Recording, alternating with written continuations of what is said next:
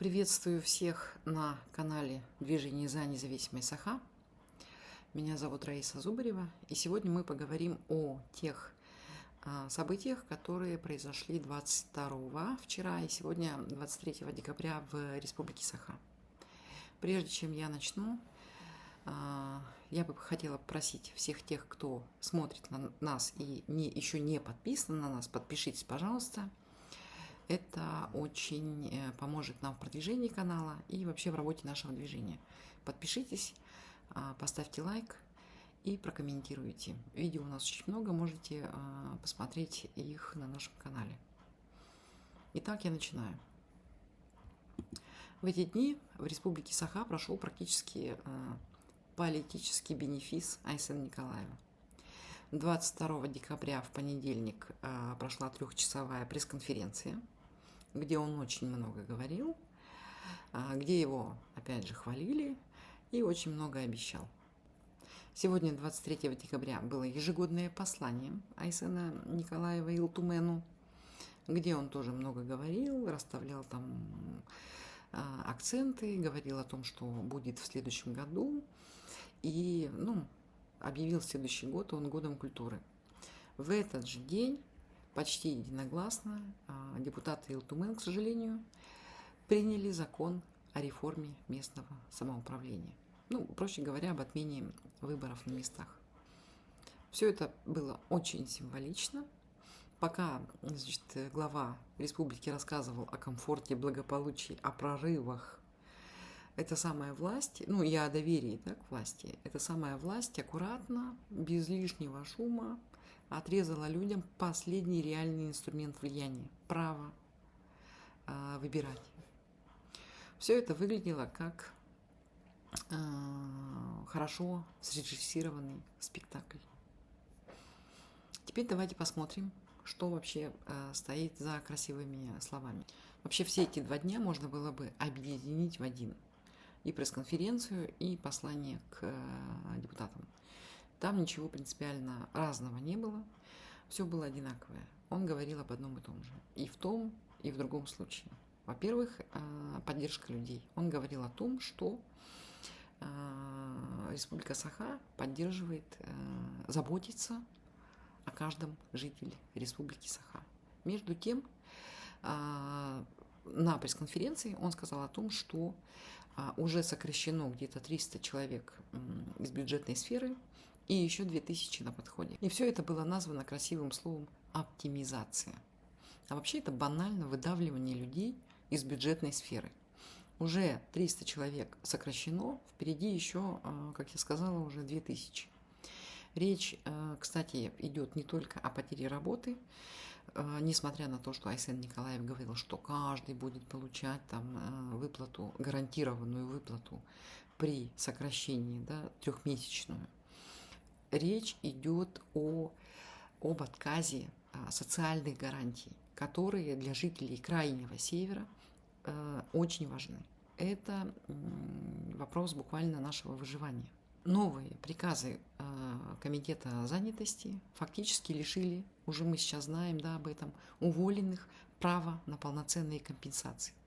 Если раньше выплаты сохранялись в широком перечне случаев, то теперь их оставили только для удобных категорий. Во-первых, это, конечно же, СВОшники, потом малоимущие и пенсионеры. Все остальные – это инвалиды, многодетные, люди с хроническими заболеваниями, предпенсионеры. Они, по логике чиновников, могут как-нибудь выкрутиться сами. Самое циничное здесь – это двойные стандарты. Для госслужащих все гарантии сохраняются, для работников госпредприятий нет. То есть получается, что республиканские власти решили сэкономить за счет самых незащищенных. И это при том, что именно бюджетники составляют ядро, такое электоральное ядро этой власти. Кто-то правильно в Телеграм заметил, что несмотря на то, что они поддерживают и каждый раз выбирают Айсена Николаева, он их таким образом благодарит. Так что нужно еще 100 раз подумать, прежде чем в следующий раз голосовать за, если еще выборы глав республик оставит, в следующий раз нужно будет очень хорошо подумать. И за Айсена, когда будете голосовать, и когда будете голосовать за те кандидатуры, которые предлагает он. Вообще, я бы хотела сказать, что все, о чем говорил Айсен, это сплошное вранье.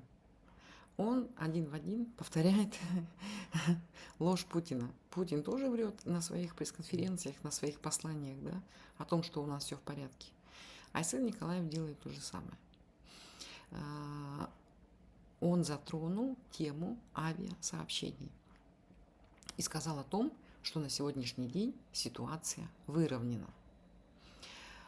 Возникает вообще такой вопрос. В каком официальном документе прописано, что ситуация выровнена? Потому что в бюджете 2026 года денег на субсидированные рейсы внутри республики нет. Их там не написано, что их там мало, их недостаточно. Их просто нет, нет совсем. Все выделенные средства уйдут на закрытие старых долгов. 261,5 миллионов рублей для полярных авиалиний – это ровно та сумма, которая равна задолженности за текущий год. Там нет ни одного рубля сверху. На внутриулусные перевозки заложено 223 миллиона рублей при долге почти в 489 миллионов рублей. То есть даже старые обязательства закрыть этими деньгами невозможно, не говоря уже о нормальной работе в будущем году. Фактически власти республики лишили жителей авиационной доступности. Местные компании были загнаны в хронические долги с прямым маршрутом к банкротству. И все это происходит под, слащавые речи Айсена Николаева о том, что падения не будет. Падение уже произошло. Просто об этом предпочитают не говорить вслух.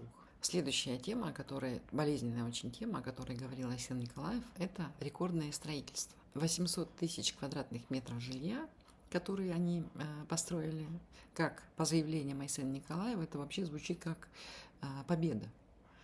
Но за этой победой скрывается старая проблема. Почему огромное количество людей до сих пор живет в аварийном жилье? Почему до сих пор мы знаем, да, деньги, которые выделяются на переселение из аварийного жилья, не осваиваются? Почему срываются сроки? Почему не достраиваются дома? В 2024 году из почти 19 миллиардов рублей по программе переселения не освоено 2,6 миллиардов. В 2023 году не освоили больше 6 миллиардов. По линии федерального фонда из 42 миллиардов рублей освоено в этом году лишь 21%. Из 36 запланированных домов 10 не будут сданы вовремя. И, между прочим, Минстрой разослал застройщикам предостережение, дескать, стройте быстрее, вы срываете программу нам по переселению из аварийного жилья. Но как эти бумажки, они вообще решат проблему жителей, которые в бараках живут до сих пор? Как они решат? Никак они не решат. Никак они не решат, при том, что как они будут строить быстрее, да, я хочу сказать, при том, что у нас все время растут цены. И в частности, самое главное, да, что цены растут на бензин. А уже от бензина цены растут на все остальное. Цифры при этом катастрофические. В Якутске, только в одном Якутске, аварийными признаны 1178 домов, в которых проживает 42 тысячи человек. То есть каждый 9-й житель столицы. По всей республике 4300 аварийных домов, в которых проживает 82 тысячи человек. Это один из худших показателей вообще во всей стране. За все время действия этой федеральной программы по переселению из аварийного жилья почти 90 миллиардов федеральных средств республика получила, а новое жилье получили всего лишь 26 тысяч человек. Остальные все еще ждут. Остальные все еще ждут и слушают эти разговоры про рекорды и про, прорывы. Больше ничего интересного Айсен не сказал. Он покритиковал там немножко мэра, но это видимо, такая все-таки пиар-компания, да, мэр молодец, проводит пресс-конференции, занимаясь спортом, всех типа призывает к здоровому образу жизни. Вот какой у нас классный мэр на фоне того, что канализация по всему городу уже растеклась, да.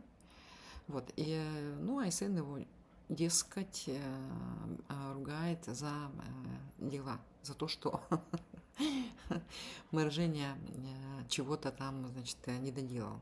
Ну, это вот такая, все-таки я считаю, что это пиар-компания. Больше ничего интересного не было. Ни в пресс-конференции, ни в послании депутатам от Айсена Николаева. Вообще, если собрать все вместе, да, то, о чем я говорила, это вот сокращение бюджетников, это лишение гарантий каких-то северных, да, это проваленное авиасообщение, это рекордное количество аварийного жилья. Картина вообще перед нами становится предельно ясной. И когда 23 числа принимается практически единогласно депутатами закон о реформе местного самоуправления, это вообще как контрольный выстрел в голову каждому жителю Республики Саха. Смотрите, что они делали, да? Они целенаправленно, я считаю, разваливают республику, загоняют ее в долги и потом лишают людей права выбора. Вот на этом фоне, на фоне всего того, что происходит, республика банкрот, посмотрите у нас на канале видео, мы об этом говорим. Плюс лишение выборов. Это вообще логическое завершение всей вот этой вот конструкции сдачи республики Саха в полное подчинение и во внешнее управление Москве, Кремлю. И вот хочется спросить у жителей республики Саха, как долго вообще все это можно терпеть? И вообще случилось ли бы все это, если бы республика Саха не была в составе Российской Федерации? Вообще все это началось в 2009 году, когда у нас отобрали, проще говоря, суверенитет. И вот к чему мы пришли. Огромные долги, и перед нами маячит, да, внешнее управление Кремля. Нужно ли нам находиться в составе Российской Федерации, когда они лишают нас всего? У нас нет ни дорог, у нас нет ни нормальной медицины, у нас лекарств нет. У нас нормально не субсидируются социальные льготы. Государство не исполняет, республика не исполняет социальные гарантии перед своими жителями.